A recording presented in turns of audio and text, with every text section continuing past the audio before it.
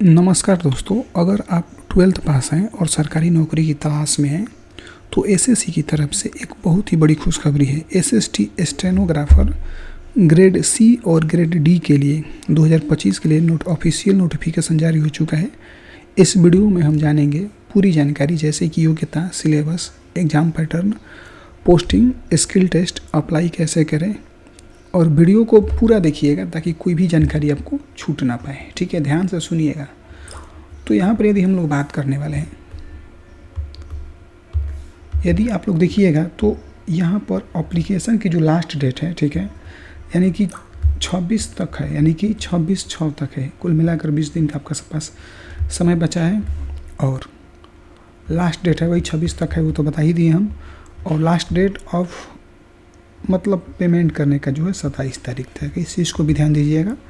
इसके अलावा यदि बात करेंगे, ठीक है, तो करेक्शन यदि आपका कहीं गलती हो जाता है तो 1 तारीख से मतलब 1 जुलाई से लेकर 2 जुलाई के बीच में आप लोग इस काम को कर सकते हैं, कहीं गलती हुई तब।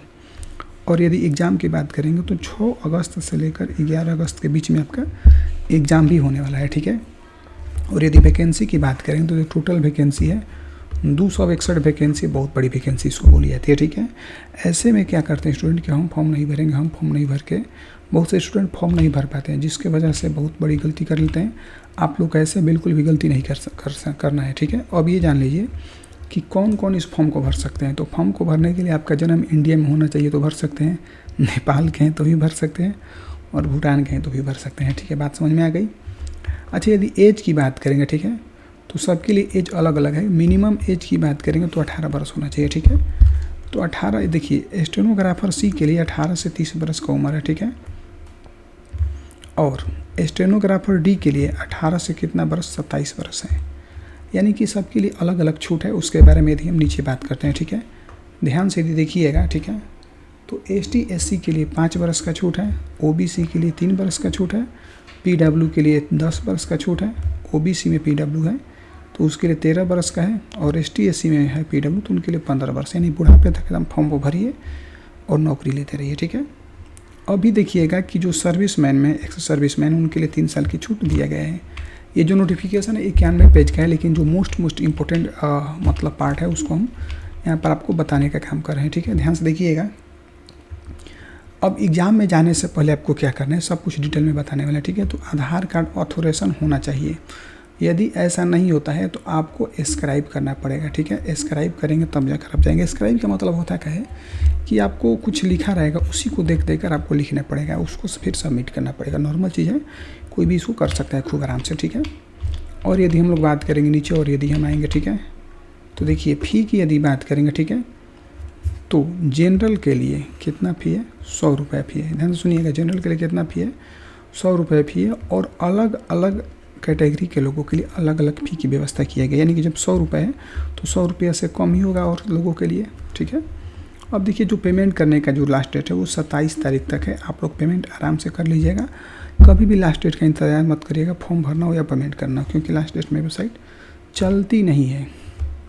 अब देखिए कि जो भी करेक्शन का डेट है वो हम पहले ही आपको बता चुके हैं। ठीक है, और यदि हम लोग बात करेंगे नीचे में, तो ये सब एग्ज़ाम का सेंटर है, मतलब कहाँ कहाँ आपका सेंटर मिलेगा, आप लोग इसको पढ़ लीजिएगा।